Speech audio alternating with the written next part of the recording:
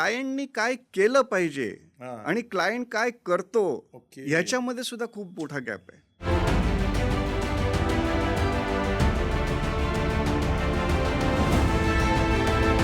SIP जवळपास 60-70% लोकांनी बंद करून टाकल्या.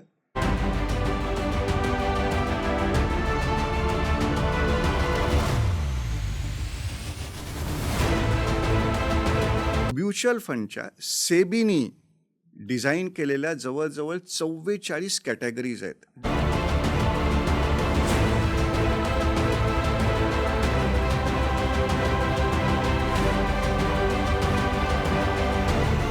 आपण सगळेच लोक शिकलेले आहेत, पण शिकलेल्या लोकांना शहाणपण आलंय का आर्थिक? मला वाटत नाही.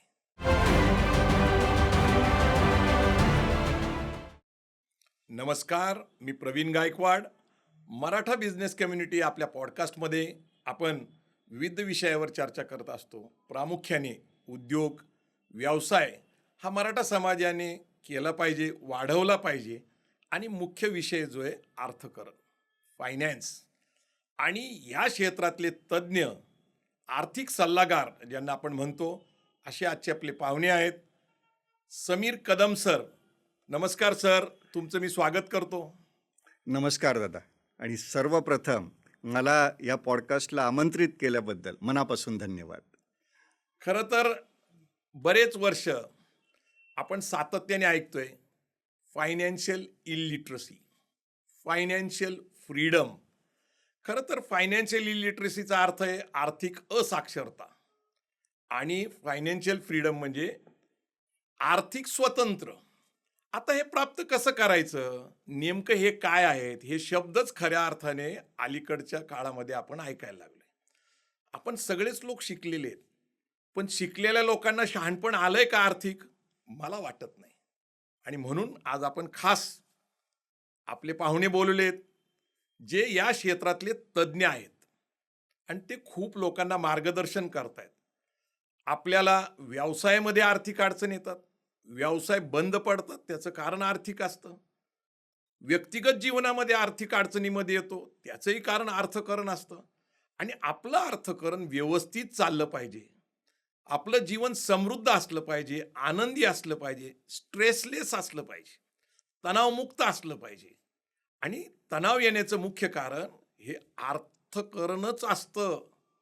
कारण आर्थिक विवंचनेमध्ये अनेक लोक सापडतात आणि मग त्यांना नैराश्याचं जीवन जगावं लागतं. आणि मग आनंदी जीवन कसं जगायचं, अर्थकारण कसं योग्य प्रकारे करायचं, हे सगळं समजून घेण्यासाठी गप्पा गोष्टींच्या माध्यमातून आपण समीर कदम सरांना बोलतं करणार आहोत. समीर सर, तुमचं खरं तर गाव कुठलं, तुमचं शिक्षण काय आणि तुम्ही या क्षेत्राकडे कसा वळला, हे प्रथम आम्हाला जाणून घ्यायचंय. दादा नक्कीच. बघा, माझं मूळ गाव रत्नागिरी, पण माझं जन्म, माझं शिक्षण, इवन इनिशियल करिअर हे सगळं झालं आहे मुंबईमध्ये. बरं.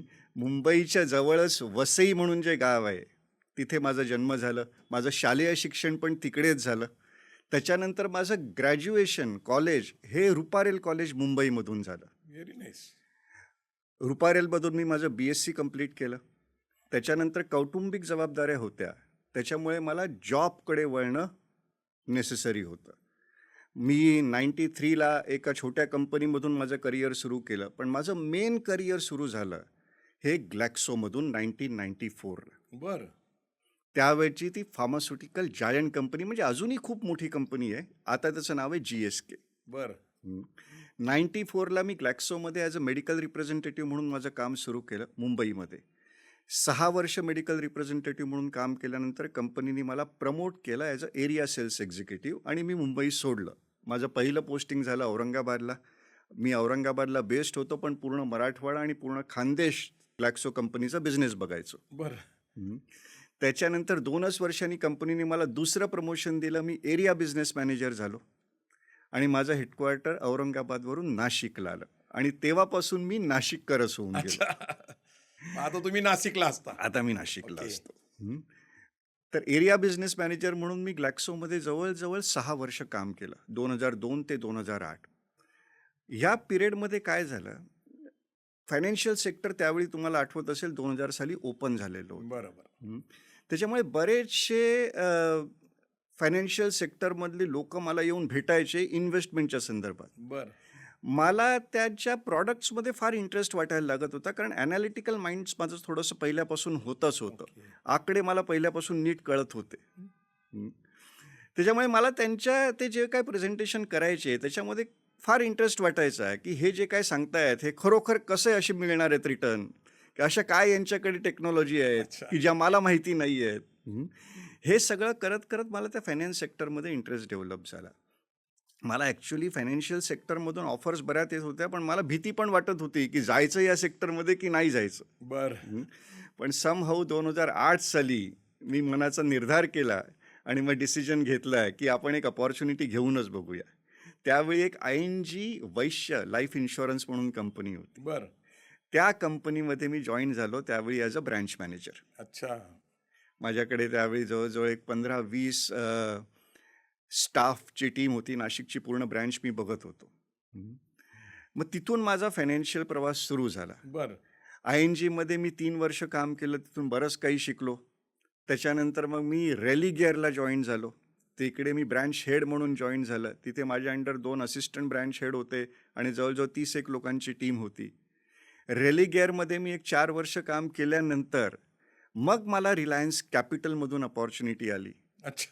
आणि मी रिलायन्स कॅपिटलला जॉईन झालो ॲज अ रिजनल हेड. अरे वा. हो. आणि मी पूर्ण महाराष्ट्र आणि गोवाचा बिझनेस त्यांचा हँडल करायला सुरू केलं. रिलायन्समध्ये सुद्धा मी जवळजवळ 6.5-7 वर्षाचं करिअर केलं. सिनियर रिजनल हेड झालो तिकडे. लास्ट असाइनमेंट माझं सिनियर रिजनल हेड होतं. पण हे सगळं करताना मला काय ना काही गोष्टी प्रकर्षाने जाणवल्या. बर. सगळ्यात म्हणजे की मला हे लक्षात आलं की क्लायंट्सला काय पाहिजे आणि क्लायंटला काय दिलं जातं आहे अच्छा. ह्याच्यामध्ये प्रचंड मोठा गॅप आहे. डिफरन्स आहे. खूप मोठा, अच्छा. खूप मोठा. म्हणजे क्लायंटला काय पाहिजे आणि त्याला ॲक्च्युली काय दिलं जातंय बरं. याच्यामध्ये खूप मोठा गॅप आहे. इन्शुरन्स सेक्टरमध्ये असताना.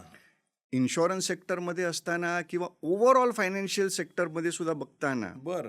आणि दुसरा मोठा गॅप हा आहे की क्लायंटनी काय केलं पाहिजे हा. आणि क्लायंट काय करतो ओके. ह्याच्यामध्ये सुद्धा खूप मोठा गॅप आहे. यालाच तर आर्थिक असाक्षरता म्हणतात. अगदी करेक्ट, अगदी करेक्ट. आणि मग माझ्या लक्षात आलं की जॉबमध्ये राहून कदाचित मला लोकांना त्या पद्धतीने मदत नाही करता यायची जे मी माझी स्वतःची प्रॅक्टिस सुरू केली तर करता येईल. बर. आणि ह्याच विचाराने मग मी तो जॉब सोडून द्यायचा विचार केला अच्छा. की आता आपण जॉबमधलं करिअर थांबवूया आणि आपली स्वतःची प्रॅक्टिस सुरू करूया. आणि या विचाराने मग मी 31 डिसेंबर 2020 बर. यावेळी माझं कॉर्पोरेट करिअर बंद करून टाकलं अच्छा. आणि मग मी माझी प्रॅक्टिस सुरू केली. आता ही प्रॅक्टिस सुरू करताना माझ्या हे लक्षात आलं की मला प्रॉब्लेम्स तर लोकांचे कळत आहेत, येस. पण मग ह्या प्रॉब्लेम्सला योग्य सोल्युशन देण्यासाठी आपल्याकडे ती एक्सपर्टीज पाहिजे. बर. मग ती एक्सपर्टीज येणार कुठून? मग मी थोडासा रिसर्च केल्यानंतर माझ्या लक्षात आलं की CFP हे सगळ्यात योग्य क्वालिफिकेशन आहे लोकांचे हे प्रॉब्लेम सॉल्व्ह करण्यासाठी. बर. पण हे CFP नक्की काय आहे? आता CFP तुम्हाला सांगतो हे ग्लोबल रेकग्निशन आहे. याला बरं. म्हणतात certified financial planner. Financial planner. Certified financial planner okay. हे देतं financial planning standard board India, जी ॲफिलिएट आहे फायनान्शियल प्लॅनिंग स्टँडर्ड बोर्ड USAची. अरे वा. हो. म्हणजे आज पूर्ण भारतामध्ये फक्त 3200 रजिस्टर्ड CFP आहेत. नाही सर, तुम्ही हे जे सांगताय CFP बद्दल, लोकांना CA माहिती आहेत किंवा कंपनी सेक्रेटरी ज्याला म्हणतो आपण ते माहिती आहेत, काही अकाउंटंट्स माहिती आहेत, पण फायनान्स क्षेत्राचं अधिकृतरित्या मार्गदर्शन लोकांना करण्यासाठी किंवा आर्थिक सल्लागार म्हणून एखादी डिग्री आहे किंवा एखादं सर्टिफिकेट कोर्स आहे याचं ज्ञानच नाही लोकांना. लोक CA कडे जातात, एखाद्या अकाउंटंटकडे जातात आणि चुकीचा सल्ला घेऊन येतात, असा माझा अनुभव आहे. याच्याबद्दल तुम्ही काय सांगू शकता? नाही, खरं आहे दादा, अगदी खरं आहे. कारण काय झालं, CA किंवा CS किंवा आणखीन कुठचंही प्रोफेशन घ्या, ते त्या विषयातले तज्ज्ञ आहेत. आता फॉर एक्झाम्पल फायनान्स, ओव्हरऑल जर का तुम्ही फायनान्स हा विषय घेतला त्याच्यामध्ये 20-25 गोष्टी येत असतील, तर CA त्याच्यातल्या फक्त 2 गोष्टींमधला तज्ज्ञ आहे. बरोबर. त्याची स्पेशालिटी कशामध्ये? त्याचं स्पेशालिटी आहे अकाउंटिंगमध्ये, त्याचं स्पेशालिटी आहे टॅक्सेशनमध्ये, बरोबर. त्याची स्पेशालिटी आहे ऑडिटमध्ये. येस. हं. तुम्हाला ह्या विषयातली माहिती पाहिजे असेल, तुम्ही CA कडे गेलं पाहिजे. बरोबर. CS कंपनी सेक्रेटरी, त्याची स्पेशालिटी कशामध्ये असते? त्याची स्पेशालिटी असते कंपनी लॉजमध्ये, बरोबर. की ह्याच्यामध्ये त्याची सगळी पूर्ण स्पेशालिटी आहे. त्याबद्दलचं तुम्हाला नॉलेज पाहिजे असेल, तुम्ही CS कडे गेलं पाहिजे. पण तुम्हाला ओव्हरऑल पूर्ण फायनान्शियल मॅनेजमेंट नीट करून पाहिजे असेल, तर तुम्हाला असाच माणूस पाहिजे, ज्याला हे सगळे 20-25 विषय व्यवस्थित कळतात, अच्छा. आणि तो असतो CFP. नाही, मला एक गोष्ट सर लक्षात येते, मी स्वतः एक व्यावसायिक आहे आणि सर्वसाधारणपणे माझे अनेक सहकारी व्यावसायिक आहेत. आम्हाला कुठल्याही व्यावसायिकाला आजही मान्य नाही की व्यवसायाला आर्थिक सल्लागार असला पाहिजे. कारण मी ज्या व्यवसायात काम करतो हे बांधकाम क्षेत्र आहे, मी बिल्डर आहे आणि मागील 20 वर्षामध्ये माझे जवळपास 85% मित्रांनी व्यवसाय बंद केला आणि त्याचं मुख्य कारण आर्थिकच होतं sir. Financial crunches, fund flow असेल किंवा बँकेचे लोन्स असतील किंवा अतिरिक्त ॲसेट क्रिएशन असेल किंवा ओव्हर ट्रेडिंग असेल. म्हणजे व्यावसायिकाला आर्थिक सल्लागार असला पाहिजे. तुमचं काय मत आहे सर?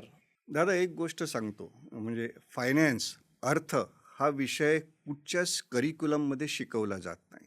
म्हणजे शाळा कॉलेजमध्ये शिकवला जात कुठेच नाही. है ना. मला सांगा ना, तुम्हाला असं एखादा करिक्युलम माहिती आहे का, ज्याच्यामध्ये अर्थ हा विषय नीट शिकवला जातो एकदम डिटेलमध्ये? नाही, लोकांना काय वाटतं, BCom केलं, MCom केलं, MBA फायनान्स केलं म्हणजे त्यांना आर्थिक कळालं. तुमचं मत आहे की इथं ते विषयच नाही आहे? अजिबात नाही. अच्छा. आता म्हणजे मी तुम्हाला अर्थामधलं फक्त एकच सांगतो, इन्व्हेस्टमेंट. आपल्याला एखादी गुंतवणूक करायची असेल, गुंतवणुकीचे किती प्रकार आपल्याला माहिती असतील? 4, 5, 6, 7.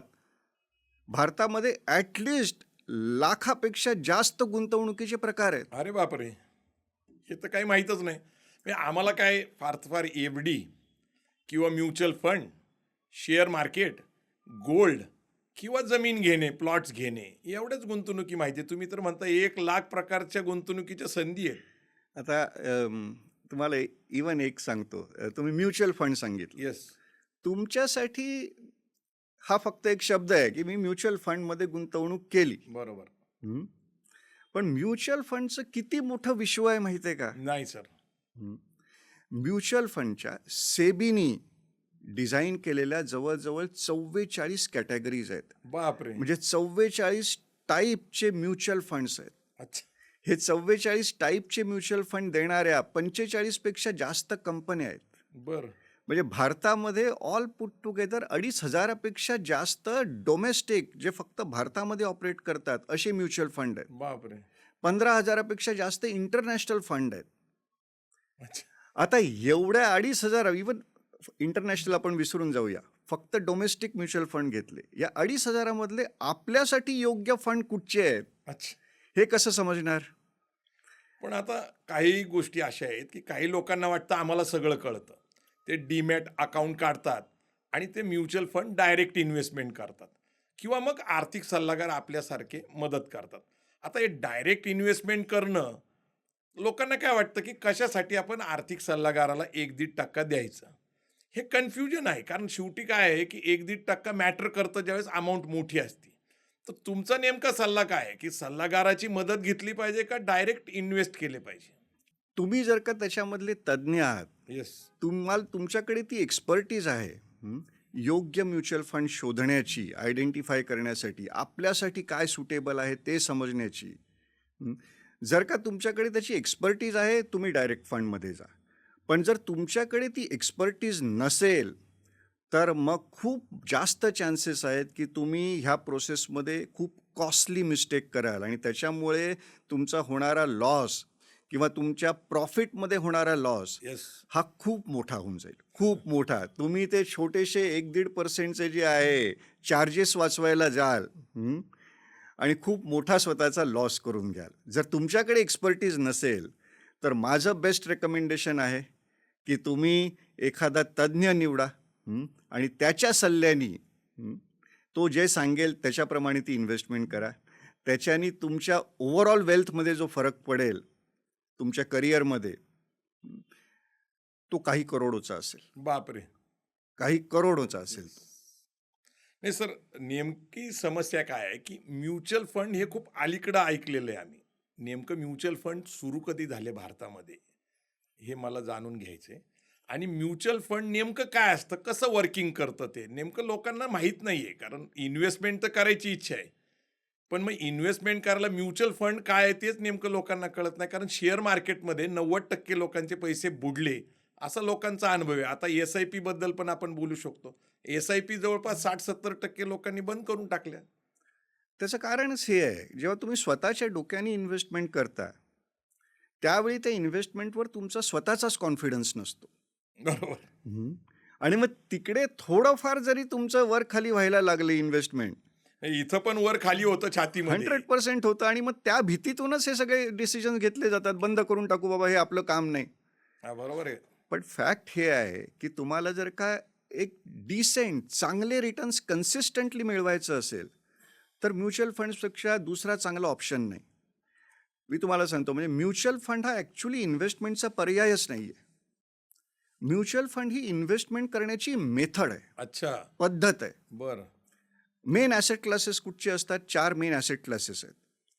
तुम्ही इक्विटीमध्ये इन्व्हेस्ट करू शकता. इक्विटी म्हणजे स्टॉक्स आणि share market related investments. Direct investment. Stocks किंवा शेअर मार्केट त्या Yes. पद्धतीचे इन्व्हेस्टमेंट्स म्हणजे इक्विटी इन्व्हेस्टमेंट्स. बरोबर. दुसरे असतात डेट इन्स्ट्रुमेंट्स. डेट इन्स्ट्रुमेंट्स म्हणजे तुमच्या बँक एफ-डी झाल्या, बरोबर. बॉन्ड्स डिबेंचर्स झाले, गव्हर्नमेंट सिक्युरिटीज झाल्या, जे फिक्स्ड रिटर्न देतात. बरोबर. हे दुसरा ॲसेट क्लास झाला. तिसरं झालं तुमचं रिअल इस्टेट. बरोबर. आणि चौथं झालं कमोडिटी. कमोडिटी म्हणजे प्रेशियस मेटल्स, गोल्ड झाला, सिल्वर झाला. हे 4 प्रायमरी ॲसेट क्लासेस आहेत. येस. आता ह्याच्यातल्या कुठल्याही ॲसेट क्लासमध्ये तुम्हाला जर का इन्व्हेस्टमेंट करायची असेल, तुमच्याकडे 2 पर्याय आहेत. बरोबर. एक, तुम्ही स्वतः करायचं, तुम्हाला जेवढं अंडरस्टँडिंग आहे त्याच्यानी करून टाकायचं तुम्ही Yes. स्वतः. किंवा दुसरं, तुम्ही एखाद्या एक्सपर्टची हेल्प घ्यायची आणि तो एक्सपर्ट जे आहे तुमचे पैसे योग्य पद्धतीने हाताळून तुम्हाला त्याच्यातून जे रिटर्न्स अपेक्षित आहेत, फार रिस्क न घेता ते मिळवून देतो. आणि हे करणं म्हणजे म्युच्युअल फंड थ्रू इन्व्हेस्टमेंट करणं. म्युच्युअल फंड कोण हँडल करतो? म्युच्युअल फंड हँडल करतो एक प्रोफेशनल, एक फंड मॅनेजर, जो ह्याच्यातल्या प्रत्येक ॲसेट क्लासमध्ये त्याची एक्सपर्टीज आहे. बरं. बरं, तो त्याच्यातला एक पर्याय नाही निवडत. एका म्युच्युअल फंडमध्ये साधारण 50 ते 80 वेगवेगळ्या ऑप्शन्सचा पोर्टफोलिओ असतो. बरं. त्याच्यामुळे एखाद्या ऑप्शनमधला डिसिजन जरी चुकला तरी त्याचा ओव्हरऑल फंडच्या परफॉर्मन्सवर फार फरक पडत नाही. अच्छा. त्याच्यामुळे याचे रिटर्न्स जास्त कन्सिस्टंट असतात, बरं. इंडिव्हिज्युअल आपल्या डोक्याने घेतलेल्या निर्णयापेक्षा. पण आता म्युच्युअल फंडमध्ये सुद्धा 2-3 प्रकार दिसतात. एक हाय रिस्क आहे, एक मीडियम रिस्क आहे आणि एक रिस्क फ्री आहे. आणि त्यामुळं आपल्याला जे इंटरेस्ट मिळणार आहे त्याच्यातनं, जे आपल्याला नफा मिळणार आहे, कधी 12% असतो, कधी 16% असतो किंवा हाय रिस्कला 20-22% असतो. ह्याचं तुम्ही कसं मार्गदर्शन करता? बघा, पहिली गोष्ट तर तुम्हाला म्युच्युअल फंडमध्ये इन्व्हेस्ट करताना रँडम इन्व्हेस्टमेंट करू नये कधीच. रँडम करू नये. कधीच. कधी. की कुठेतरी कुठच्या तरी चॅनलवर, कुठच्या तरी मॅगझिनवर बघितलं, हां. कुठच्या तरी पोर्टलवर बघितलं की ह्या म्युच्युअल फंडनी सगळ्यात बेस्ट रिटर्न दिलेले आहेत, ह्याच्यात इन्व्हेस्ट करूया. हे असं कधीच करू नये. म्युच्युअल फंडमध्ये तुम्हाला इन्व्हेस्टमेंट करायची असेल तर सगळ्यात पहिले की तुम्ही एक प्रॉपर पोर्टफोलिओ डिझाईन केला पाहिजे. तुमच्या पोर्टफोलिओमध्ये जास्तीत जास्त 4 ते 5 फंड्स असले पाहिजेत. त्याच्यापेक्षा जास्त पण नको, त्याच्यापेक्षा कमी पण नको. बरं. पण मग हे 4 ते 5 फंड निवडण्याचं क्रायटेरिया काय आहे? सगळ्यात पहिले की भारतामधल्या ज्या स्टॉक मार्केटवर लिस्टेड टॉप 500 कंपनीज आहेत, बरं. या 4 ते 5 फंड्सच्या माध्यमातून तुम्हाला ॲटलिस्ट त्याच्यातल्या 250 स्टॉक्सचं एक्सपोजर मिळालं पाहिजे. बरं. अच्छा. 250 स्टॉक्सचं एक्सपोजर मिळालं पाहिजे, हा पहिला नियम. दुसरा नियम हा आहे की ह्याच्यामध्ये स्टॉक्सचं ओव्हरलॅपिंग फार कमी असलं पाहिजे. बरोबर. ओव्हरलॅपिंग म्हणजे काय? तर एका फंडमध्ये साधारण जे आहे 50 ते 80 स्टॉक्स असतात वेगळ्या वेगळ्या कंपन्यांचे. आपण ॲव्हरेज 60 पकडलं तर 5 फंड म्हणजे 300 स्टॉक्स. आपल्याला 250 स्टॉक्सचं एक्सपोजर पाहिजे. याचा अर्थ 50 स्टॉक्स जे आहेत प्रत्येक फंडमध्ये कॉमन राहणार आहेत. 50 पर्यंत ठीक आहे, पण हे 50 पेक्षा जास्त जायला नको. याचा अर्थ 20% पेक्षा जास्त जायला नको ओव्हरलॅपिंग. हे जर का जास्त होत असेल ओव्हरलॅपिंग, तर याचा अर्थ तुमचा पोर्टफोलिओ प्रॉपर डिझाइन झालेला नाहीये. अच्छा. थर्ड आपण काय बघतो? रिटर्न्स बघतो. आपण रिटर्न बघतो म्हणजे काय करतो? मागच्या वर्षभरात या फंडनी किती रिटर्न दिलेत, 2 वर्षात किती दिलेत, 3 वर्षात किती दिलेत, 5 वर्षात किती दिलेत, 10 वर्षात किती दिलेत, इन्सेप्शनपासून किती दिलेत. जो कोण तुम्हाला म्युच्युअल फंड विकतो, तो काय तुम्हाला हेच दाखवतो, बघा सर एवढे रिटर्न आहेत, तुम्हाला एवढे मिळणारच मिळणार. पण फॅक्ट इज की हे रिटर्न त्या फंडनी दिलेले आहेत की मार्केटनी दिलेले आहेत, हे कसं कळणार? मग तुम्हाला काय करायला पाहिजे? तुम्हाला पहिली गोष्ट तर हे रिटर्न्स हे त्या फंडचा जो एक बेंचमार्क असतो, म्हणजे प्रत्येक कॅटेगरीला सेबीने एक बेंचमार्क डिझाईन करून दिलेला असतो, ठरवून दिलेला असतो. या बेंचमार्कपेक्षा जास्त रिटर्न दिलेले आहेत की नाही, या बेंचमार्कपेक्षा कमी रिटर्न्स आहेत, किती कन्सिस्टंटली या फंडच्या रिटर्न्सनी बेंचमार्क रिटर्नला बीट केलेलं आहे.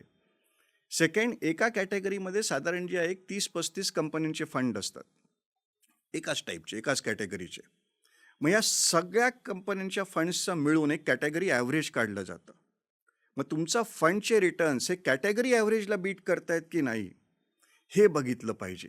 जर का तुमचा फंड कॅटेगरी ॲव्हरेजपेक्षा किंवा बेंचमार्कपेक्षा कमी रिटर्न देत असेल, तर ह्याचा अर्थ त्या फंडचं मॅनेजमेंट प्रॉपर नाही. अच्छा. त्यांनी रिटर्न्स किती दाखवू दे, पण ह्याचा अर्थ मार्केटनी त्याच्यापेक्षा चांगले रिटर्न दिलेले आहेत, तुमच्या फंडनी मार्केटपेक्षा कमी रिटर्न दिलेले आहेत, त्याचा अर्थ मॅनेजमेंट प्रॉपर नाही. अच्छा. चौथी गोष्ट रादर, की रिटर्न्स बघताना आपण फक्त XIRR बघतो किंवा CAGR बघतो, कंपाऊंडिंग रिटर्न बघतो. त्याच्यामध्ये आणखीन एक रिटर्न बघितला पाहिजे, तो म्हणजे रोलिंग रिटर्न. आता ही कन्सेप्टच लोकांनी ऐकली नसेल. रोलिंग रिटर्नचा अर्थ काय होतो, की त्याच्यामध्ये तुम्हाला प्रॉबॅबिलिटी कळते की पुढच्या 3 वर्षामध्ये, पुढच्या 5 वर्षामध्ये मला या फंड्समधून साधारण किती रिटर्न्स मिळू शकतात. प्लॅन करता येतं. हो 100%. पण आता हा डेटा कुठून शोधायचा, कसे बघायचे, हे सगळे इश्यूज आहेत. बर. आणखीन एक गोष्ट राहते ती म्हणजे रिस्क ॲडजस्टेड रिटर्न्स, ओके. की हे रिटर्न्स देण्यासाठी एखादा फंड रिस्क किती घेतोय. मग ह्याचे पण वेगवेगळे पॅरामीटर्स असतात. ओके. शार्प रेशो असतो, ट्रायनॉर रेशो असतो, सॉर्टिनो असतो, अप कॅप्चर असतं, डाऊन कॅप्चर असतं, स्टँडर्ड डेव्हिएशन आहे, अशी बऱ्याच गोष्टी असतात.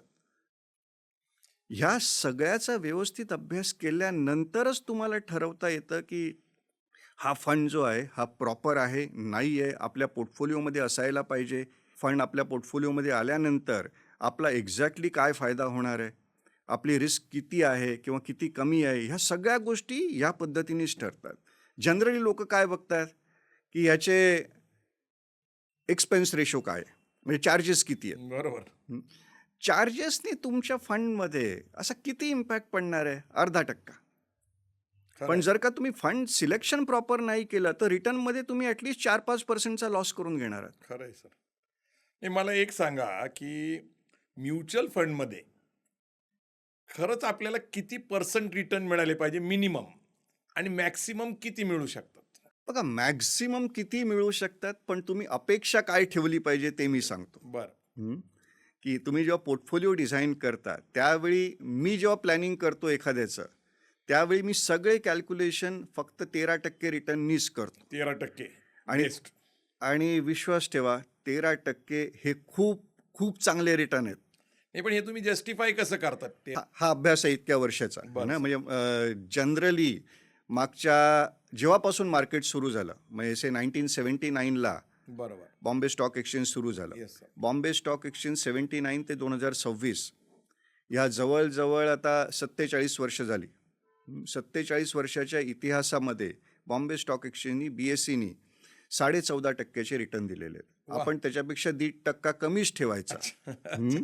आणि म्हणून 13% हे लॉजिक आहे. 13%चे तुम्ही एक्सपेक्टेशन ठेवले पाहिजे. हे एक्सपेक्टेशन्स पूर्ण होण्याचे चान्सेस 90% आहेत. बरं, 90%. 90% की नाही, पण तुम्हाला ह्या टाईपचे रिटर्न्स मिळतील याचे चान्सेस 90%. पण आजही लोकांचा कल हा पतसंस्थेमध्ये त्यांना 8-8.5% मिळतात, सहकारी बँकेमध्ये 8-8.5% मिळतात, आणि राष्ट्रीयकृत बँकेमध्ये जवळपास 6-6.5% मिळतात, आणि FDकडे कल आजही आहे आणि याचं कारण काय? कारण एफ-डी खरंच आपल्याला तेवढं रिटर्न देते. कारण इन्फ्लेशन जर आपलं 6-7% वर जात असेल, तर आपल्याला नेमकं मिळणारं 6-7% इंटरेस्ट आणि इन्फ्लेशन जर मॅच होत असेल, तर एफ-डीमध्ये पैसे गुंतवावेत का? आणि मग म्युच्युअल फंडचं तुम्ही तर सांगताय, की 90% चान्सेस आहे, म्हणजे परत तिथं रिस्क आहे. नेमकं एक सामान्य माणसाला तुम्ही नक्की काय सल्ला द्याल? आता एफ-डी याचा अर्थ ती रिस्क फ्री ऑप्शन आहे असा नाही. नाही, ते महत्वाचं आहे. हां ना, ते फिक्स्ड रिटर्न ऑप्शन आहे, की तुम्हाला माहिती आहे मला एवढं इंटरेस्ट मिळणार आहे. बरोबर. पण त्याच्यामध्ये रिस्क नाही असं नाही. जेवढी बँक किंवा पतसंस्था छोटी तेवढी रिस्क जास्त. जास्त. आणि ते इंटरेस्ट जास्त सांगतात. रिस्क जास्त म्हणून इंटरेस्ट जास्त. बरोबर. म्हणजे रिटर्न म्हणजे काय असतं? रिटर्न म्हणजे तुम्ही जी रिस्क घेता त्याचं तुम्हाला मिळालेलं रिवॉर्ड म्हणजे रिटर्न. बेनिफिट. रिवॉर्ड येते. रिवॉर्ड. तुम्ही जेवढी रिस्क घेणार तुमचं रिवॉर्ड जास्त. तुम्ही जेवढी रिस्क कमी घेणार तुमचं रिवॉर्ड तेवढं कमी. हाय रिस्क हाय रिवॉर्ड. हो, हाय रिस्क हाय रिवॉर्ड तसंच आहे. आता तुम्ही पतसंस्थेमध्ये पैसे टाकताय याचा अर्थ तुम्ही रिस्क खूप जास्त घेताय. बरोबर आहे सर. की त्या पतसंस्थेनी अशा एखाद्या बिझनेसमॅनला किंवा कुणालाही लोन दिलं आणि ते लोन उद्या डिफॉल्टमध्ये गेलं, NPA मध्ये गेलं, त्याची रिकव्हरी नाही त्यांना करता आली. कदाचित सिच्युएशन अशी असू शकेल की ज्या पतसंस्थेचा जो टोटल टर्नओव्हर आहे त्याच्या 10-20% ते नुसतं लोनच असेल. नाही आहे सर, ते प्रपोर्शन चुकलेलेच आहेत. अनेक पतसंस्था बंद झालेल्या आहेत, अनेक सहकारी बँका बंद झालेल्या आहेत आणि अनेक लोकांचा आर्थिक तोटा झालेला आहे. अशा परिस्थितीमध्ये तुम्ही फक्त 1%, 1.5% ॲडिशनल रिटर्न तुम्हाला नॅशनलाइज बँकेपेक्षा जास्त मिळते म्हणून एवढी मोठी रिस्क घेणं हे संयुक्तिक आहे का? काय आहे की सहकारी पतसंस्था आणि बँकेचं कसं आहे की त्याच्यात आपले जवळचे सहकारी नातेवाईक तिथं पदाधिकारी असतात आणि नातेसंबंधातनं आपण एक विश्वास तयार करतो. त्यांचं प्रत्यक्ष काम कसं चालतं आपल्याला फारसं माहीत नसतं. इथं पूर्ण इमोशनल डिसिजन्स आहे. 100. कारण मी सफरर आहे. मी एका बँकेमध्ये माझं डिपॉझिट होतं, ती बँक बंद झाली. एका पतसंस्थेबरोबर मी सहकारी म्हणून काम करत होतो, तीही पतसंस्था बंद झाली. आणि निश्चितच आपण जे म्हणताय की रिस्क आहे. मला एक दुसरा प्रश्न पडतोय की सातत्याने काही फायनान्स कंपन्या किंवा काही अशा इन्स्टिट्यूट्स निघतात. आता पुण्यामध्ये 2 घटना घडलेल्या आहेत की महिन्याला 10% रिटर्न देणारे किंवा मगरपट्टा सिटीमध्ये एक ऑफिस होतं. तिथं एक व्यक्ती शेअर मार्केटच्या गुंतवणूकमध्ये 10% महिन्याला रिटर्न देत होता. आता लोकांना नेमकं प्रपोर्शन कळत नाही की बाबा एका महिन्याला नक्की 10% खरंच कुणी रिटर्न देऊ शकतो का? आणि कालांतराने ते फरार होतात, ते फसवतात आणि कोट्यवधी रुपयाचं सर्वसामान्य माणसाचं नुकसान होतं. नक्की आपल्या गुंतवणुकीला एक जस्टिफाईड रिटर्न किती असावं? नेमकं किती असावं? कारण आपण आता राष्ट्रीयकृत बँकेचं 6% म्हणतो आणि म्युच्युअल फंडचं तुम्ही म्हणता 12-13%चं. याच्या पलीकडं कुणीही अतिरिक्त जर काही नफा देत असेल तर संशय घ्यावा का? 100% संशय घ्यावा. म्हणजे मी ह्याच्या 2 भागामध्ये उत्तर देतो. पहिला भाग जे आहे की 10% जर का कोण प्रॉमिस करत असेल महिन्याला महिन्याला म्हणजे वर्षाला 120%. 120%. पहिला म्हणजे एक कॉमन सेन्सचा प्रश्न आहे. ज्या माणसाकडे एवढी कॅपॅबिलिटी आहे, जो वर्षाला 120% रिटर्न देऊ शकतो, तो तुमचे पैसे का वाढवेल? तो स्वतःचेच वाढवेल. खरंय. आणि त्याच्याकडे स्किल्स आहेत आणि तरी त्याला जर कोण पैसे देत नसतील स्वतःचे लोन म्हणून आणि त्याच्या हातात तुम्ही तुमचे पैसे देताय कुठचाही विचार न करता, की हा कॉमन सेन्सचा प्रश्न आहे. पहिली गोष्ट. दुसरी गोष्ट, ह्याच्यातून टाळण्यासाठी तुम्हाला काय पाहिजे? तर मग ह्याच्यातून टाळण्यासाठी तुमच्याबरोबर असा एक माणूस पाहिजे जो तुम्हाला वेळोवेळी योग्य सल्ला देऊ शकेल, की सांगू शकेल की ह्याच्यातून होतं काय. 120% जेव्हा तो माणूस रिटर्न देतोय, याची दुसरी बाजू ही आहे की हे 120% रिटर्न मिळण्याचे चान्सेस फक्त 5% आहेत. बरोबर आहे. नाही, ते नेटवर्किंग करतात आणि त्यांना सांगतात की तुम्हाला एवढं कमिशन आहे एजंटला वगैरे आणि ते पैसे गोळा करतात आणि नक्कीच आपल्या सर्वसामान्य माणसाचं नुकसान होतं. रिटर्न्स मिळण्याचे चान्सेस 5% आहेत, याचा अर्थ तुमचे पैसे डुबण्याचे चान्सेस आहेत 95%. अच्छा. सर, एक मगाशी आपण बोलता बोलता कंपाऊंडिंग बद्दल बोललो होतो, कारण कंपाऊंडिंगची खूप चर्चा होते. काय आहे नेमकं कंपाऊंडिंगची प्रोसेस किंवा कशी असते? कंपाऊंडिंग म्हणजे काय तुम्हाला सांगतो. आता तुम्ही ₹100 इन्व्हेस्ट केले, एक एक्झाम्पलनी सांगतो. ओके. तुम्हाला 13% रिटर्न मिळाले. याचा अर्थ पुढच्या वर्षी काय झालं, तुमचे 100 रुपयाचे झाले 113. पुढच्या वर्षी तुम्हाला जेव्हा 13% रिटर्न मिळतील, ते त्या 100 रुपयावर नाही मिळत. ते 113 रुपयावर मिळतात. बरं. 113 रुपयावर तुम्हाला 13% रिटर्न मिळाले. बरोबर. याचा अर्थ त्यावेळी तुम्हाला 13 रुपये रिटर्न नाही मिळत, ते 14 रुपये मिळतात. म्हणजे तुमचे रिटर्न्स जे आहेत नॉर्मल 1 रुपयानी वाढलेले आहेत. तुमचे पैसे झाले 127 रुपये. त्याच्या पुढच्या वर्षी तुम्हाला रिटर्न मिळताना 127 वर 13% रिटर्न मिळतात. बरं. 127 वर 13% रिटर्न म्हणजे काय झालं, जवळजवळ ते 15 रुपये झाले. बरोबर. त्याच्यामुळे कंपाऊंडिंगनी काय होत जातं की तुमच्या पैशाची ग्रोथ ही खूप वेगाने व्हायला सुरू होते. अच्छा. आणि म्युच्युअल फंडची सगळ्यात मोठी स्ट्रेंथ काय आहे की इथे मिळणारे रिटर्न्स हे कंपाऊंडिंग रिटर्न्स असतात. बरं.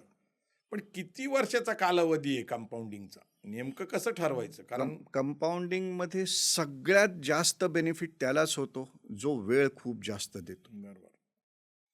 जो कमी वेळ ठेवतो त्याला कंपाऊंडिंगचा बेनिफिट तेवढा म्हणजे नाही. 15 वर्ष, 20 वर्ष. ॲटलिस्ट 10 वर्ष आणि पुढे.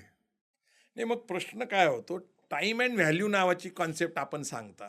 हळूहळू जसं जसं इन्फ्लेशन वाढत जाते तसं तसं पैशाचं मोल कमी होत जाते. ती पण थिअरी तुम्ही सांगितलेली आहे.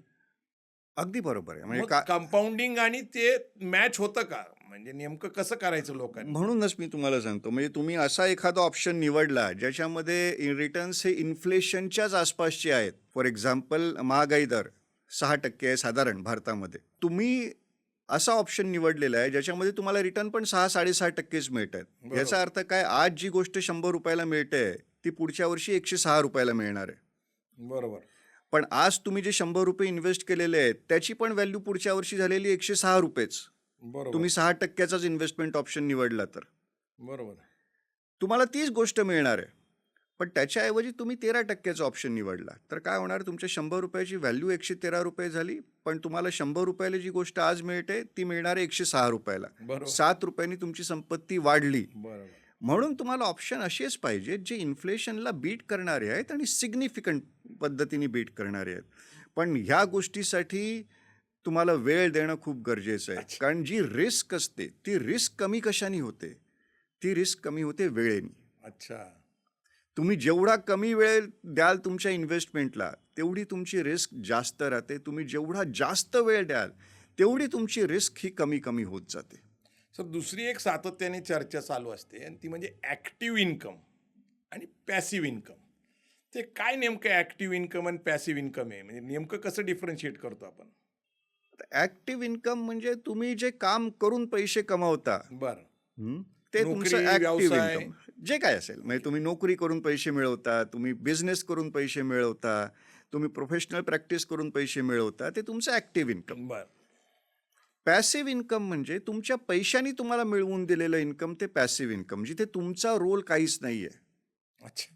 त्याच्यासाठी तुम्ही काहीच मेहनत केलेली नाही आहे. तुम्ही फक्त योग्य इन्व्हेस्टमेंट डिसिजन घेतलेला आहे आणि त्याच्या बदल्यात तुम्हाला जे आहे दर महिन्याला दर वर्षाला इन्कम सुरू झालेलं आहे. बरं.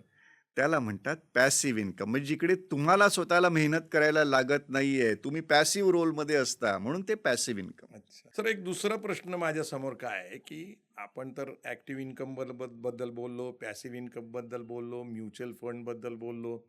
आता एक प्रश्न काय आहे की एक चर्चा सातत्याने मी ऐकतोय की लोक लोन घेतात, बँकेकडून लोन घेतात. मग ते होम लोन असेल तर 7.5%, 8.5%, ते 13% लोन असतं.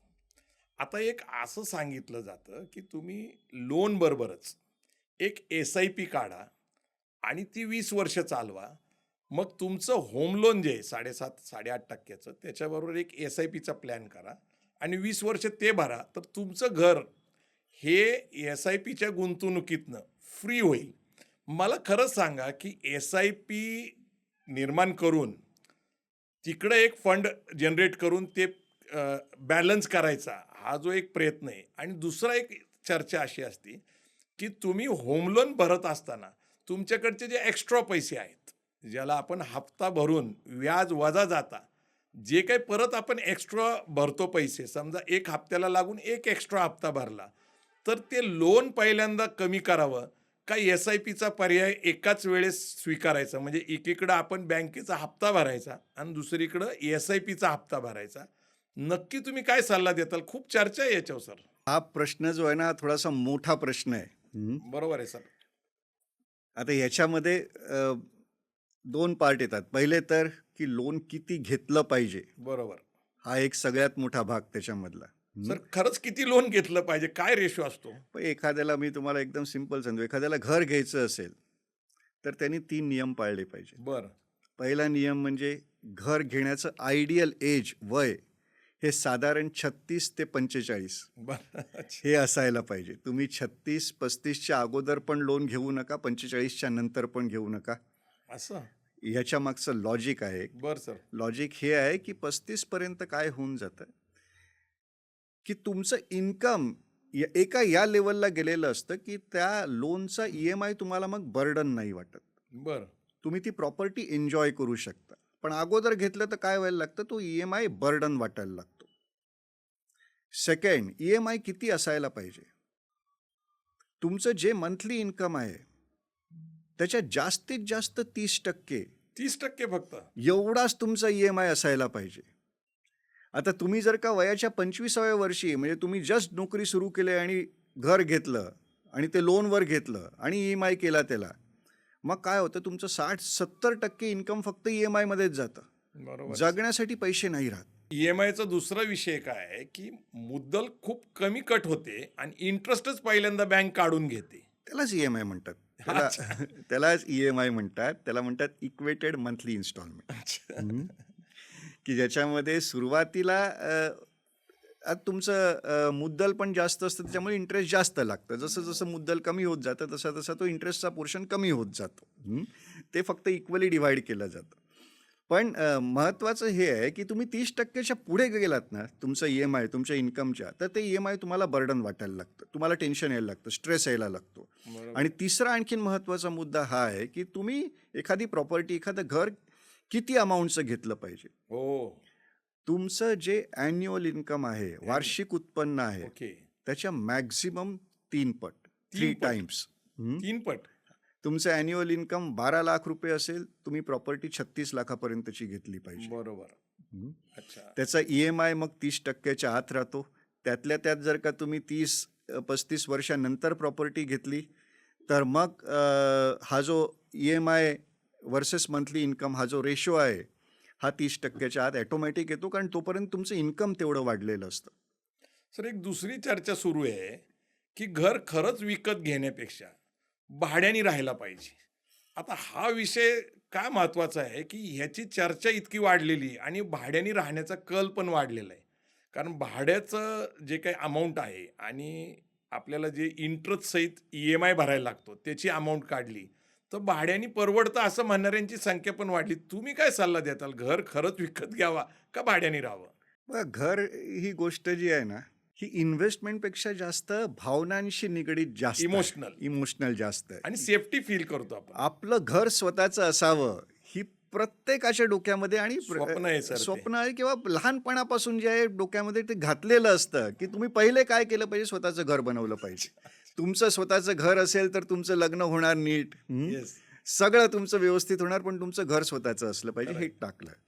दुसरा अँगल याला हा आहे की घर घ्यावं पण कधी घ्यावं. मी सांगितलं त्याच्याप्रमाणे Yes. 35 ते 45 त्या पिरियडला घ्या ना तुम्ही, की तुम्ही नोकरीला सुरुवात केली, तुमच्या करिअरला सुरुवात केली, त्याच वेळी स्वतःला अडकवून घेण्यापेक्षा त्यावेळी जी आहे पहिली 5 वर्ष 10 वर्ष राहा ना रेंटवर.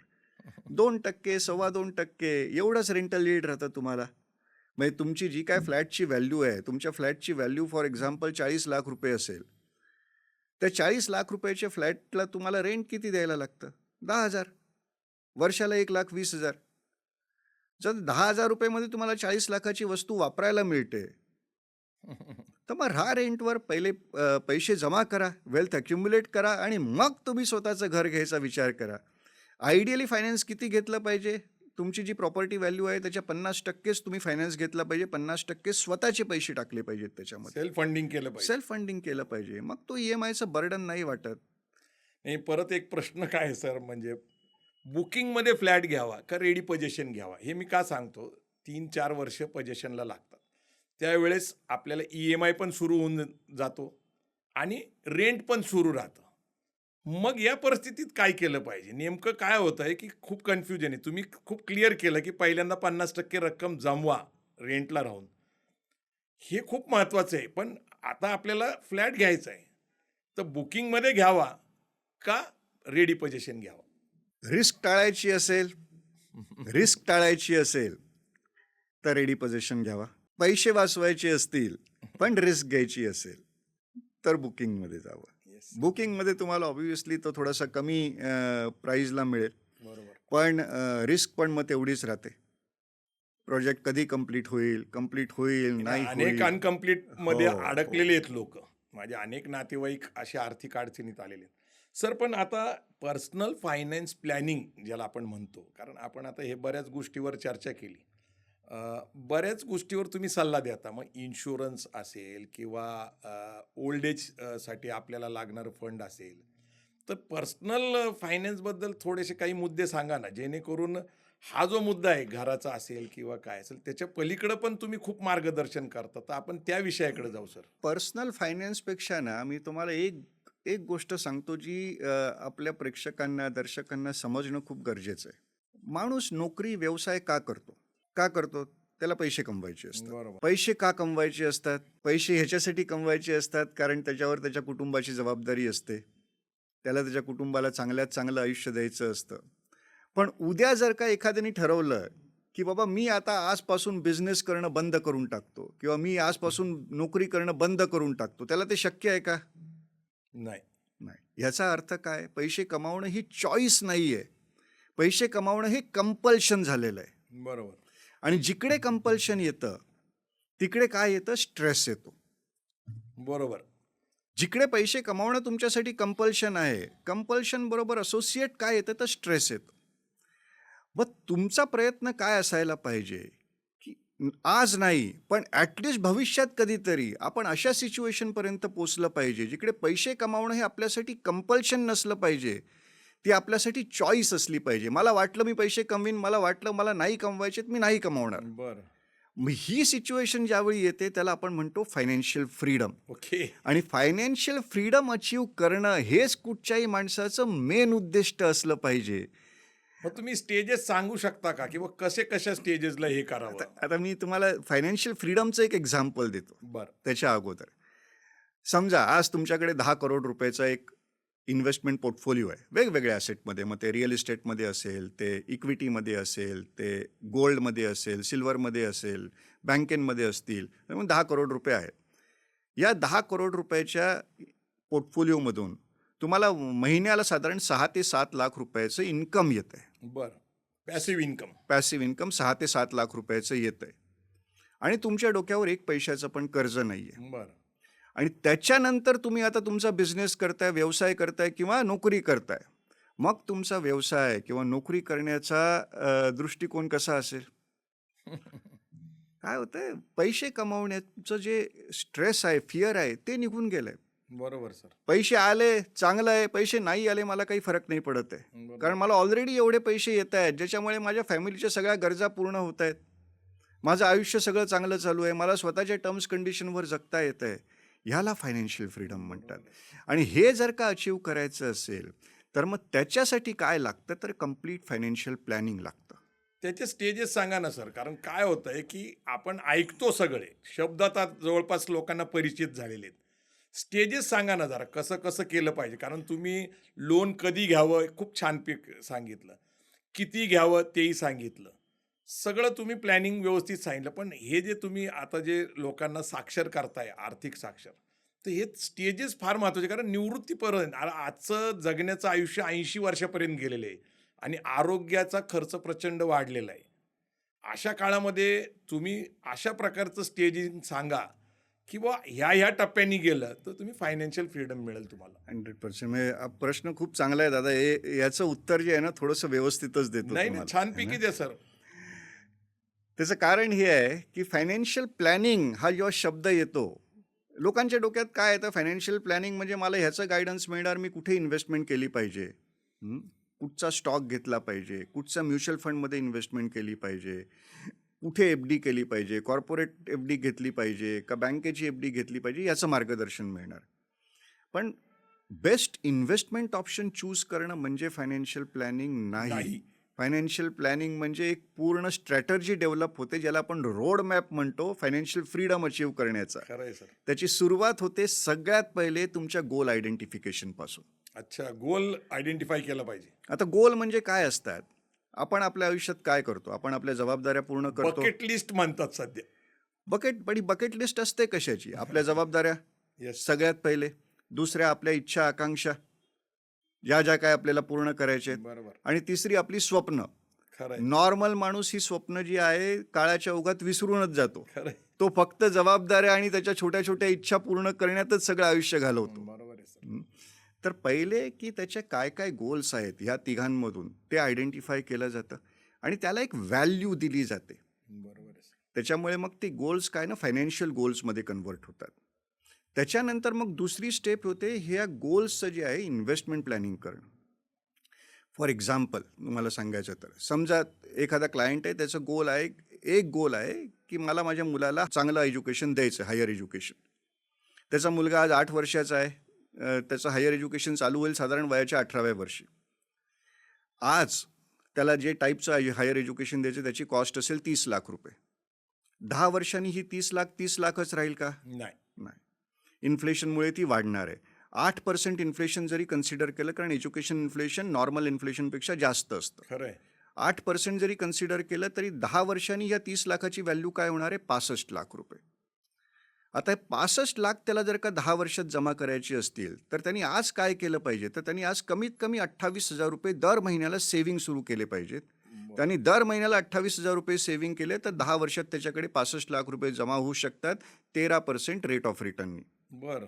आता चाइल्ड एज्युकेशन हे काय त्याचं एकच गोल आहे का? त्याची ॲटलिस्ट जे आहे 7-8-10 गोल असतील.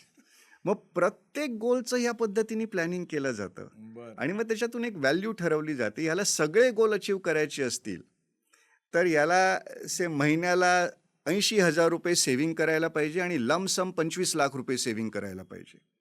इथपर्यंत आपण आल्यानंतर मग काय होतं? तिसरी स्टेप जाते मग त्याचं personal finance management. Personal finance management म्हणजे हे करणं त्याला आज शक्य आहे की नाही. मग याच्यासाठी त्याची करंट फायनान्शियल पोझिशन नीट समजून घेतली जाते. त्याचं इन्कम किती आहे, त्याचे एक्सपेन्सेस काय काय आहेत, त्यांनी कुठे कुठे इन्व्हेस्टमेंट्स केलेले आहेत, त्यांनी लोन्स काय काय घेतलेले आहेत, ह्या सगळ्या गोष्टीचं जे आहे कम्प्लीट ॲनालिसिस केलं जातं आणि त्याच्यातून त्याची आजची सेव्हिंग कॅपॅबिलिटी काय आहे हे नीट समजून घेतलं जातं. त्यांनी केलेल्या इन्व्हेस्टमेंट्स ह्या किती योग्य आहेत, त्याच्यामध्ये काय चेंजेस करायला पाहिजेत हे समजून घेतलं जातं. हे समजून घेतल्यानंतर लक्षात आलं की हा आज महिन्याला साधारण 40,000 रुपये मंथली सेव्ह करू शकतोय आणि 10 लाख रुपये लमसम सेव्ह करू शकतोय. पण त्याचा गॅप काय आहे? त्याला 25 लाख रुपये लमसम पाहिजेत आणि 80,000 रुपये रेग्युलर सेव्हिंग पाहिजे. म्हणजे सगळ्या गोल्ससाठी तो आज फंडिंग नाही करू शकत आहे. मग त्याच्या गोल्सला जे आहे ना प्रायोरिटाईज केलं जातं. अच्छा. ते प्रायोरिटाईज कशावर केलं जातं? त्याच्या गोल्सचं इम्पॉर्टन्स त्याच्या आयुष्यातलं आणि अर्जन्सी त्याच्या आयुष्यातली. बरोबर. आणि मग त्याच्यातले सगळ्यात हाय प्रायोरिटाईज गोल जे आहेत त्याच्यासाठी पहिले सेव्हिंग्स सुरू केलं जातं आणि मग ग्रॅज्युअली बाकी गोल्ससाठी पण आपण त्याचं इन्कम जसं वाढतं, एक एक गोल जसा कंप्लीट होत जातो तसं बाकी गोल्ससाठी पण आपण त्याचं प्लॅनिंग सुरू करतो, इन्व्हेस्टमेंट सुरू करतो. ह्याच्यानंतरची चौथी स्टेप येते मग वेल्थ मॅनेजमेंट. मग हे सेव्हिंग कुठच्या ऑप्शनमध्ये केलं पाहिजे? लोक काय करतात? डायरेक्ट चौथ्या वाजून सुरू करतात. अच्छा. वेल्थ मॅनेजमेंट डायरेक्ट, की बाबा हे एवढे पैसे कुठे करायचे मी. मग तुमच्या गोलसाठी जे सुटेबल इन्व्हेस्टमेंट ऑप्शन्स आहेत ते आयडेंटिफाय केले जातात आणि त्याच्यामध्ये पहिली तुमची इन्व्हेस्टमेंट होते. वेल्थ मॅनेजमेंट झाल्यानंतर मग येतं डेट मॅनेजमेंट. मी जसं तुम्हाला सांगितलं की तुम्ही तुमच्या कुठच्या गोलसाठी लोन घेतलं पाहिजे, किती घेतलं पाहिजे. जर का ऑलरेडी तुम्ही खूप जास्त लोन घेऊन ठेवलं असेल तर त्या लोनमधून तुम्हाला ग्रॅज्युअली बाहेर कसं काढता येईल, तुमचं EMIचं बर्डन कसं कमी करता येईल, ह्याला डेट मॅनेजमेंट म्हणतात, लोन मॅनेजमेंट म्हणतात. मग 6वी स्टेप येते रिस्क मॅनेजमेंट. रिस्क मॅनेजमेंट म्हणजे तुमच्या आयुष्यात येणारे संभाव्य धोके कुठचे आहेत, रिस्क कुठचे आहेत. आता रिस्क म्हणजे लोक डायरेक्ट लॉसशी असोसिएट करतात, पण रिस्क म्हणजे लॉस नाही. अच्छा. रिस्क म्हणजे लॉस होण्याची शक्यता आहे, प्रॉबॅबिलिटी आहे. आता रिस्क मॅनेजमेंटसाठी तुम्ही किती पैसे टाकले पाहिजे याला पण एक लिमिट आहे. येस. हं. खूप जास्त पैसे फक्त रिस्क मॅनेजमेंटसाठीच टाकले तरी ते योग्य नाही.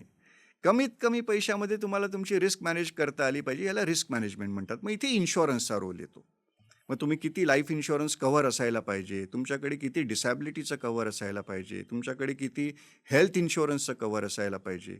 ह्या सगळ्या गोष्टी येतात आणि हे कमीत कमी कॉस्टमध्ये कसं घेता येईल आपल्याला, हे रिस्क मॅनेजमेंटमध्ये येतं. 7वी येते मग इमर्जन्सी प्लॅनिंग. कारण इमर्जन्सी हा आयुष्यातला अविभाज्य भाग आहे एकदम. खरंच आहे ते. आणि इमर्जन्सी अशी गोष्ट आहे जी चांगल्यात चांगली फायनान्शियल पोझिशन एका क्षणात डिस्ट्रॉय करून टाकू शकते. उद्ध्वस्त होतात लोक. पण जर का तुम्ही इमर्जन्सीसाठी तयार असाल, प्रोव्हिजन करून ठेवली असेल, तर मोठ्यात मोठी इमर्जन्सी पण तुम्हाला खूप छोटी वाटायला लागते. म्हणजे रिझर्व्ड फंड असला पाहिजे. 100% एक इमर्जन्सी फंड तुमचा रेडी असायला पाहिजे. याला इमर्जन्सी प्लॅनिंग म्हणतात. मग 8वी येते तुमची retirement planning. Retirement planning. Retirement planning आणि फायनान्शियल फ्रीडम एक नाहीये, पण मिळतं जुळतं आहे. अच्छा. तुम्ही फायनान्शियल फ्रीडम अचीव्ह केलं याचा अर्थ रिटायर्ड होता असं नाही. नाही. पण मग रिटायरमेंटमध्ये तुम्ही समजा ठरवलं बाबा 55 नंतर मी पैसे कमावणारच नाही आहे किंवा 60 नंतर मी पैसे कमावणारच नाही आहे, तर मग त्यावेळी तुम्हाला चांगलं आयुष्य जगण्यासाठी किती पैसे लागणार आहेत आणि एवढे पैसे मिळण्यासाठी दर महिन्याला तुमच्याकडे किती कॉर्पस जमा असायला पाहिजे आणि त्याच्यासाठी तुम्ही आजपासून काय केलं पाहिजे, हे रिटायरमेंट प्लॅनिंग आहे. खरं मग तर येतं तुमचं टॅक्स प्लॅनिंग. मग ते तुम्ही टॅक्स वाचवला पाहिजे की टॅक्स भरला पाहिजे ह्याच्यापासून ते टॅक्स वाचवायचं असेल तर सगळ्यात जास्त प्रभावी मार्ग कुठचा. आणि सगळ्यात शेवटी सगळ्यात महत्त्वाचा पण सगळ्यात दुर्लक्षित ते म्हणजे legacy planning. Legacy. Legacy planning काय आहे सर हे लिगसी नेमकं? सो लिगसी प्लॅनिंग म्हणजे तुमच्या नंतर तुमची मालमत्ता, तुमची संपत्ती, तुमच्या वारसांना कुठल्याही कायदेशीर अडचणीशिवाय स्मूथली ट्रान्सफर कशी करता येईल, त्याच्यासाठी आज तुम्ही काय प्रोव्हिजन्स केले पाहिजेत. काय केलं आज पाहिजे? काय केलं पाहिजे? खूप गोष्टी आहेत त्याच्यामध्ये. ओके. पहिले तर नॉमिनेशन प्रोसेस तुमची प्रॉपर असायला पाहिजे. जिकडे शक्य आहे तिकडे तुमची प्रॉपर्टी ही जॉईंट होल्डिंग असायला पाहिजे. बर. तिसरं, तुम्ही विल स्वतःचं बनवून ठेवलं पाहिजे. इच्छापत्र तयार केलं पाहिजे. 100% कुठल्या वयामध्ये केलं पाहिजे? कुठल्याही वयामध्ये तयार करा. ओके. त्याला वयाची अजिबात अट नाही. अच्छा. की तुम्ही, कारण इच्छापत्र तुम्ही तयार केलं म्हणजे ते अंतिम आहे असं नाही. नाही, बरोबर आहे. ते बदलू तुम्हाला ते कधीही जे बदलता येतं, त्याच्यामध्ये चेंजेस करता येतात. त्याच्यामुळे विल हे तयार केलंच पाहिजे. जर का खूप मोठी फॅमिली असेल किंवा फॅमिलीमध्ये असे काही इश्यूज असतील की विल तयार केल्यानंतर सुद्धा पुढच्या जनरेशनला तुमची संपत्ती सांभाळणं कदाचित शक्य होणार नाही, तर मग त्या केसमध्ये इव्हन फॅमिली ट्रस्ट किंवा ट्रस्टमध्ये पण गेलं पाहिजे. हे फॅमिली ट्रस्ट नावाची कॉन्सेप्टच माहित नाही लोकांना सर. त्याच्यासाठीच मग जे एक्सपर्टकडे यायला अच्छा, लागतं. अर्थतज्ञाकडे जायला पाहिजे. आणि ह्या सगळ्या गोष्टीतून ज्यावेळी तुम्ही तुमचं कम्प्लीट प्लॅनिंग करून घेता, त्यावेळी तुम्हाला काय येते ना, तुम्हाला क्लॅरिटी येते की मी आयुष्यात काय केलं पाहिजे आणि मी आयुष्यात काय नाही केलं पाहिजे ह्याची क्लॅरिटी येते. अच्छा. आणि ज्यावेळी क्लॅरिटी येते त्यावेळी ॲटोमॅटिकली तुमचा कॉन्फिडन्स वाढतो आणि त्या कॉन्फिडन्स वाढल्यानंतर तुमची आर्थिक प्रगती आणखीन जोरात होते. अच्छा. पण मग क्लॅरिटी ज्यावेळी नसेल त्यावेळी काय येतं, कन्फ्युजन होतं. बरोबर आहे. आणि जिकडे कन्फ्युजन होतं तिकडे तुमचा कॉन्फिडन्स आणखीन कमी होतो आणि स्ट्रेस वाढतो. स्ट्रेस वाढतो आणि तुमची आर्थिक प्रगती त्याच्यामुळे आणखीन स्लो होऊन जाते. समीर कदम सर हे फायनान्शियल डॉक्टरच आहेत. त्यांनी खूप चांगल्या प्रकारे आपल्याला मार्गदर्शन केले. पण सर काय आहे, दुसरं एक मुद्दा असा आहे की आपल्याकडे सेव्हिंग आहे असं आपल्या नातेवाईकांना, मित्रांना कळालं की ते पहिल्यांदा आपल्याला उसने पैसे मागतात, अडचणी सांगतात आणि मग आपल्याला एक भावना असते की आपण अडचणीच्या काळामध्ये त्याला मदत करतो. त्याला आपण पीस फिलिंग म्हणतो. म्हणजे आपल्याला आनंद वाटतो अडचणीत कुणाला तरी मदत केली आहे. आणि कालांतराने ती व्यक्ती आपले पैसे देत नाही. आपण पैसे वाचवलेले आहेत, कष्टाचे पैसे आहेत, आपल्याकडे पैसे आहेत, तुमच्या सल्ल्याप्रमाणे पैसे शिल्लक आहेत आणि मग ते पैसे त्याच्याकडून मिळणं कठीण होतं. नंतर संघर्ष होतो, नंतर भांडण होतं आणि भांडण झाल्यानंतर नक्कीच ते पैसे बुडण्याची अधिक शक्यता असते. So peace is converted in pain. संबंध खराब झाले, नातेवाईक तुटले, अशा काळामध्ये एक सल्ला म्हणून सांगा, आर्थिक सल्लागार म्हणून, नातेवाईकांशी, मित्रांशी आर्थिक व्यवहार करताना काय काळजी घेतली पाहिजे? कारण मदत करा वाटते सगळ्यांना. हे दोन गोष्टी आहेत त्याच्यामध्ये. बरं तुम्हाला सर. त्यांना मदत करायची आहे येस. की त्यांच्याबरोबर व्यवहार करायचा आहे. Yes sir. हं. मदत करायची असेल, तर मी तुम्हाला एक थोडंसं ना कॉर्पोरेटमधलं एक्झाम्पल देतो. Okay sir. कॉर्पोरेटमध्ये काय असते, तिकडे एक फंड असतो ज्याला म्हणतात CSR, corporate social responsibility yes sir. Fund. हा कॉर्पोरेट सोशल रिस्पॉन्सिबिलिटी फंड किती असतो? त्यांच्या नेट प्रॉफिटच्या 2% असतो. सो तुम्ही पण तुमच्यासाठी हं, एक चॅरिटी फंड तयार करून ठेवा ना, जर तुम्हाला मदत करायची खरं आहे असेल तर. सर. एक चॅरिटी फंड तयार करून ठेवा. तुम्हाला जी काय मदत करायची ती त्या चॅरिटी फंडमधूनच करा. चॅरिटी फंड संपला की मदत संपली. बरं. हं. तुम्हाला पण पीस ऑफ माइंड, बाबा माझ्याकडून जी मदत करायची होती ती मी करून झालेली आहे, ह्याच्यापुढे मला शक्य नाहीये. नाही म्हणायला शिकलं पाहिजे आपण. शिकायला पाहिजे. ते तेव्हा होईल ज्यावेळी तुम्ही क्लिअर असाल, की मी एवढीच मदत करू शकतोय, एवढीच माझी कॅपॅसिटी आहे, ह्याच्या पलीकडे मी नाही जाऊ शकत. ही क्लॅरिटी येणं जरुरी आहे पहिले तर. नाही, कारण दुसऱ्याच्या अडचणी नंतर त्या आपल्या अडचणी होतात आणि हो, मग तुम्ही सांगितलं की 100%. फायनान्शियल क्रायसिसमध्ये स्ट्रेस प्रॉब्लेम सुरू होतात. मग सध्या हाय BP, शुगर, कोलेस्ट्रॉल अनेक औषधं आपल्याला घ्यायला लागतात. म्हणजे मी तर लोकांना हेच सांगतोय, तुम्ही जर एखाद्याला मदत केलेली आहे, त्याच्याकडून ते पैसे परत येतील ही अपेक्षा ठेवू नका. पण ती अपेक्षा तुम्ही कधी ठेवणार नाही, ज्यावेळी तुम्ही चॅरिटी फंड तयार करून ठेवलेला असेल आणि तुम्हाला क्लॅरिटी असेल, की हे पैसे चॅरिटीसाठीच आहेत. हे गेले तरी मला फरक पडत नाही, त्याच्यातून परत आले तरी ठीक आहेत, नाही आले तरी ठीक आहे. मग तुम्हाला स्ट्रेस नाही येणार. हं. आणि दुसरी गोष्ट काय होऊन जाते, की तुम्ही जेव्हा स्वतःसाठी चॅरिटी फंड तयार करून ठेवता, त्यावेळी तुम्हाला ना खूप मेंटली एकदम क्लिअर असतं, की माझ्याकडे आज कोण आला तर माझ्याकडे पैसे अवेलेबल आहेत त्याला द्यायला की नाही आहेत. बरोबर. आणि जर तुम्हाला त्याच्याबरोबर व्यवहार करायचा असेल, व्यवहारच करायचा असेल, तर मग तो व्यवहाराप्रमाणे करा. मग त्यावेळी सगळे पेपरवर्क, डॉक्युमेंट सगळं नीट करून घ्या. टर्म्स, कंडिशन एकदम नीट करून घ्या. सिक्युरिटी आणि सेफ्टी बघा. सेफ्टी. हो, तुम्हाला व्यवहार करायचा असेल तर तो व्यवहाराप्रमाणे ओके बघा. सर. मग त्यावेळी तुम्ही तिथे मध्ये रिलेशन नका आणू. मदत करायची असेल तर ती चॅरिटी म्हणूनच करा. त्यावेळी पैसे अपेक्षा पण ठेवू नका की पैसे परत आले पाहिजेत. सर, आता पॉडकास्टच्या आपण शेवटाकडे चाललोय. खरं तर आपण पर्सनल फायनान्स आणि ह्या गायडन्सबद्दलच बोललो सर. तुमचा एक तसा एक चांगला विषय आहे की बिझनेसमॅनला तुम्ही गाईड करता. तुमच्याकडे अनेक लोक सल्लागार म्हणून येतात. मला एक शेवटचाच प्रश्न आहे आणि तो म्हणजे खरंच बिझनेसमॅनला आर्थिक सल्लागार असला पाहिजे का? आणि त्याचं कारण काय? कारण 1, 2, 3 कारणं तुम्ही सांगितली तर बरं होतील सर. कारण आपण आता शेवटाकडे चाललोय. बघा, मी तुम्हाला याचं उत्तर असं देतो की बिझनेस म्हणजे काय? येस. बिझनेस म्हणजे त्याचं जे काही प्रॉडक्ट असेल, मग ते गुड्स असतील, सर्व्हिसेस असतील, ह्या प्रॉडक्ट संदर्भात होणारे फायनान्शियल ट्रान्झॅक्शन्स म्हणजे बिझनेस. त्याच्यामुळे फायनान्स हा बिझनेसचा सगळ्यात मोठा भाग आहे. बरोबर आहे सर. आणि जर का तुम्हाला ह्या फायनान्सचं प्रॉपर अंडरस्टँडिंग नसेल, तर मग तुम्ही काय केलं पाहिजे? अशा माणसाकडे गेलं पाहिजे ज्याला त्याचं प्रॉपर अंडरस्टँडिंग आहे. बरोबर आहे सर. तुमचे हे सगळे ट्रान्झॅक्शन्स कशामध्ये रेकॉर्ड होतात? हे रेकॉर्ड Accountsमध्ये. होतात तुमच्या फायनान्शियल रिपोर्ट्समध्ये. बरोबर सर. मग तो तुमचा प्रॉफिट अँड लॉस स्टेटमेंट असेल, तो तुमचा बॅलन्स शीट असेल बरोबर. किंवा तुमचं कॅश फ्लो स्टेटमेंट असेल. ह्याच्यामध्ये तुमचे सगळे फायनान्शियल ट्रान्झॅक्शन्स रेकॉर्ड झालेले असतात. तुम्हाला जर का हे स्टेटमेंट्स नीट वाचता येत नसतील, ह्या स्टेटमेंट्सला नीट इंटरप्रिट करता येत नसेल, त्याच्यातून योग्य संदर्भ काढता येत नसतील, मग तुम्ही जे आहे फायनान्शियल एक्सपर्टकडेच गेलं पाहिजे. दुसरी आणखीन एक महत्त्वाची गोष्ट, बिझनेसमन जनरली काय करतो ना, खूप इम्पल्सिव्ह डिसिजन घेतो. अच्छा. म्हणजे फार विचार न करता डिसिजन घेऊन टाकतो. एक एक्झाम्पल देतो तुम्हाला. सर. आता एक आपला क्लायंट होता. त्याचं कोणाशी तरी बोलणं झालं. त्यांनी त्याला सांगितलं व्हर्बल कम्युनिकेशन, की मी तुला ऑर्डर देतो, ही ऑर्डर तू कंप्लीट कर. हे झाले व्हर्बल कम्युनिकेशन. ह्या व्हर्बल कम्युनिकेशनच्या जोरावर त्यांनी काय केलं, त्यांनी पूर्ण प्लॅन सेटअप केला, मशिनरीज आणल्या, सगळं तयार केलं. पण नंतर ती ऑर्डर त्याला मिळालीच नाही. बरं. सगळी त्याची जी झालेली इन्व्हेस्टमेंट ती अडकून राहिली तशीच्या तशी. त्याचं काहीच युटिलायझेशन नाही आहे. आता ती इन्व्हेस्टमेंट झाली म्हणून त्याच्यासाठी त्याला नवीन ऑर्डर शोधत फिरायला लागतंय. हे इम्पल्सिव्ह डिसिजन्स असतात. तर ह्यावेळी कोणतरी लागतं जो त्याला योग्य मार्गदर्शन करू शकेल की तू केलं काय पाहिजे एक्झॅक्टली. खरं आहे सर. हे पण तुमचं एक खूप प्रसिद्ध वाक्य आहे.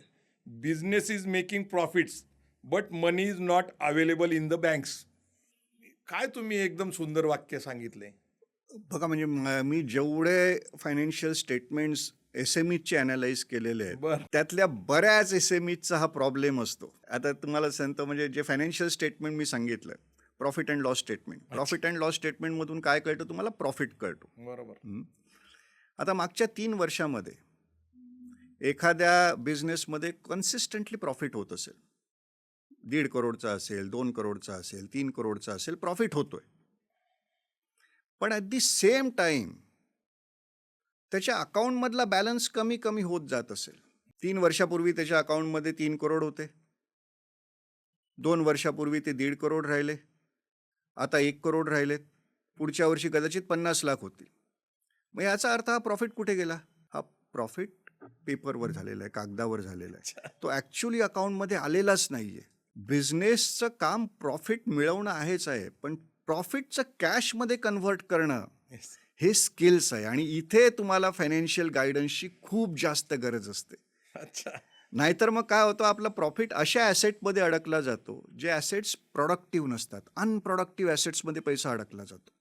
नाही, मग ओव्हर ट्रेडिंग, ॲसेट क्रिएशन ह्याच्यामध्ये आपला कॅश फ्लो अडचणीत येतो, लिक्विड फंड ब्लॉक होतो आणि रिझर्व्ड फंड नसतो, आणि मग अशा काळामध्ये व्यवसाय बंद पडतात. अगदी अगदी हेच असंच होतं. लिक्विड फंड आणि कॅश फ्लो मेंटेन करायला तुम्ही काय सल्ला देताल सर? तिकडेच बिझनेस फायनान्शियल प्लॅनिंग जो आहे ना, हा खूप महत्त्वाचा पार्ट ठरतो. मग ह्याच्यामध्ये काय होतं, पहिली गोष्ट म्हणजे तुमच्या मागच्या 3 ते 4 वर्षाच्या फायनान्शियल स्टेटमेंटचं ॲनालिसिस होतं. हे ॲनालिसिस झाल्यानंतर मग लक्षात येतं की याच्या बिझनेसमध्ये एक्झॅक्टली ह्याची स्ट्रेंथ काय आहे आणि ह्याचे इम्प्रूव्हमेंट एरियाज काय आहेत. बरं. आणि मग एकदा तुम्हाला तुमचे इम्प्रूव्हमेंट एरियाज कळले की मग या एरियाजवर इम्प्रूव्हमेंट करण्यासाठी, हे सुधारण्यासाठी एक स्ट्रॅटजी तयार करायला लागते, ज्याला आपण प्लॅनिंग म्हणतो. येस. याला म्हणतात बिझनेस फायनान्शियल प्लॅनिंग. आता ह्याच्यासाठी तुम्हाला एक्सपर्टच लागतो. येस. तुम्ही स्वतः जर का सगळ्या गोष्टी करायला गेलात, एका सीईओचं काम काय असतं? सीईओचं काम आहे रेव्हेन्यू वाढवणं, सेल्स वाढवणं. बरोबर. तो सगळ्याच गोष्टीचा एक्सपर्ट नसतो, पण त्याच्याकडे काय असतं, कॉर्पोरेटमध्ये बाकीचे एक्सपर्ट अवेलेबल असतात, ते त्याला बाकीच्या एरियामधला जो आहे सल्ला चांगला देत राहतात. एस-एम-ईला कदाचित एवढी लक्झरी नसेल की तुम्ही सगळे एक्सपर्ट हायर नाही करू शकत, पण तुम्ही आउटसोर्स करू शकता. आउटसोर्सिंगची कॉस्ट खूप जास्त नसते, पण तुम्हाला तेवढाच किंवा त्याच्यापेक्षा जास्त क्वालिटी सल्ला मिळतो त्याच्यानी, आणि त्याच्यानी तुमची प्रोग्रेस जी आहे खूप चांगली होत जाते. सर, आपण खास नाशिकहून पुण्याला आला. आज खऱ्या अर्थाने मला खूप आनंद वाटतो, कारण ज्या विषयाची मला नेहमी काळजी वाटते ते म्हणजे फायनान्शियल इलिटरसी, आर्थिक असाक्षरता. आणि ही समस्याची फार मोठी समस्या आहे. लोक पैसे कमवतात का? कष्टाने पैसे कमवतात. अगदी शेतकरी जमीन विकल्यानंतर प्रचंड पैसे कमवतात, पण योग्य सल्लागार नसल्यामुळं, योग्य गुंतवणूक नसल्यामुळं 5-10 वर्षामध्ये लाईफस्टाईलमुळं म्हणा, प्रतिष्ठेमुळं म्हणा, घर घ्या, गाडी घ्या, त्याच्यात खर्च करा, आणि 5-10 वर्षाच्या आनंदानंतर परत अत्यंत कष्टमय आणि दुःखद जीवन आपले लोक जगतात. आपल्यासारखे लोक ज्यावेळेस आर्थिक समाजाला साक्षर करतील, त्यावेळेस समाजाचे अनेक प्रश्न कमी होतील. स्ट्रेसफुल लाईफ जगायचं असेल तर फायनान्शियल प्लॅनिंग असलं पाहिजे. स्ट्रेस फ्री लाईफसाठी तुम्हाला डेफिनेटली फायनान्शियल प्लॅनरच पाहिजे. पण एक महत्त्वाची गोष्ट जी सगळ्यांनी लक्षात घेतली पाहिजे, ती म्हणजे पैसे कमावण्यासाठी तुम्हाला लागणारे स्किल्स आणि पैसे सांभाळण्यासाठी आणि पैसे वाढवण्यासाठी लागणारे स्किल्स हे पूर्णपणे वेगळे आहेत. Yes sir. हे 180 डिग्री अपोजिट आहेत. त्याच्यामुळे ज्या गोष्टींमुळे तुम्ही चांगले पैसे कमावतायत, ते स्किल्स तुम्हाला तुमचे पैसे सांभाळण्यासाठी आणि वाढवण्यासाठी कामाला येणार नाहीत. त्याच्यासाठी वेगळे स्किल्स ॲक्वायर केले पाहिजेत, आणि हे स्किल्स जर का नसतील तुम्हाला मिळवता येत, तर मग ज्याच्याकडे हे स्किल्स आहेत त्याची सर्व्हिस डेफिनेटली घेतली पाहिजे. नेहमी सांगत असतो, अर्निंग, सेविंग आणि growing under the mentorship of financial guide. Sir, परत एकदा आपले आभार. जय जिजाऊ, जय शिवराय. धन्यवाद.